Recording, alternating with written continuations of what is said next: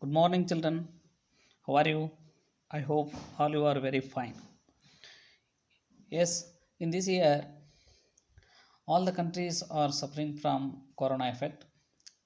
Like that, our India also suffering from corona effect. No need to take tension about the corona effect. Yes, today I will start your 10th class syllabus. Subject is mathematics. The mathematics syllabus is as follows. Yes, I will tell you the chapter names. First one is real numbers. Second, polynomials. Third, pair of linear equations in two variables. Fourth, quadratic equations. Fifth is arithmetic progression. Sixth, triangles. Seventh, coordinate geometry. Eighth, introduction to trigonometry. Ninth, some applications of trigonometry. 10th, circles. 11th, constructions. 12th, areas related to circles. 13th, surface areas and volumes. 14th, statistics. And last 15th is probability. Totally, there are 15 chapters in your mathematics syllabus. Okay, today I will start the first lesson. Its name is real numbers. Yes, already you knew that the set of numbers. What is set? Set, it is the collection of well defined objects or things. Okay, what is the set of numbers? This is the collection of well defined numbers is known as set of numbers. There are many types of set of numbers is as follows. First one is natural number set. It is denoted by capital letter N. And second one is whole number set. It is denoted by capital letter W. Third is set of integers denoted by capital letter Z. In this set of integers there are two types. One is negative integers denoted by Z raised to negative sign. Second is positive integers. It is denoted by capital letter Z raised to positive sign. And fourth one is rational number set denoted by capital letter Q. Sixth one is irrational number set. It is denoted by capital letter Q dash. And last one is real number set. Okay, this is your first chapter. What is real number set? Which type of numbers it contains? Okay, see here, this real number set, it is denoted by capital letter R. It contains or it has the set of rationals and irrationals. Okay, yes, therefore this real number set, it is equals to, in the flower bracket, q union q dash. Q union q dash. Q, it is the what denoting symbol of rationals, and q dash, it is the denoting symbol of irrationals. Already you knew about rational number set. Rational number set, this is the what the number which can be expressed in the form of p upon q, where q is not equals to 0.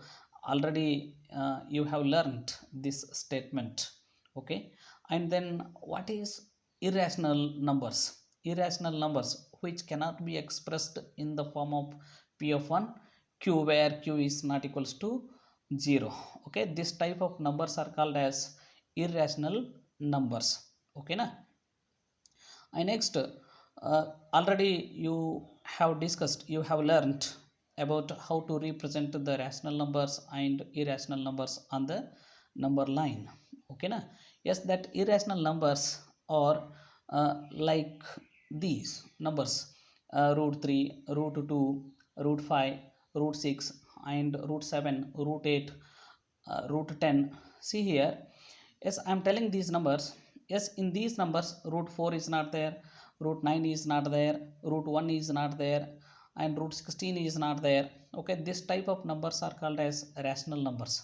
Root 4, it has its specific root. Which number it has the specific root, that number is not called it as a irrational number. Okay na. Yes, therefore it is called as rational number and which can be expressed in the form of p upon q, where q is not equals to 0. If I express this number, that root 4 it is equals to 2 divided by 1, it means what, 1 it is in the place of q. Okay, that q is not equals to 0 in the sense that belongs to the what, set of rational numbers. Okay na? Yes, that set of real numbers, it is equals to that q union q dash. Okay na? Yes, in this chapter we are going to study about uh, Euclid's division lemma. Okay, already you have learned about Euclid. Euclid, he is the great Greek mathematician. Okay, he found that one rule, or this is a proven statement. This proven statement itself, it is called as a theorem. Okay, this theorem, it is applicable to what, division operation. Dear students, already you knew that the operations of mathematics. That operations of mathematics are as follows. First one is addition operation, second is multiplication operation, third is subtraction operation, fourth is division operation. Okay, yes, this rule or this proven statement, it is applicable to division operation. Okay na? Yes, this proven statement, this is the what, theorem number 1. This theorem number 1, it states that the given positive integers a and b, there exist unique integers q and r satisfying a is equals to bq plus r.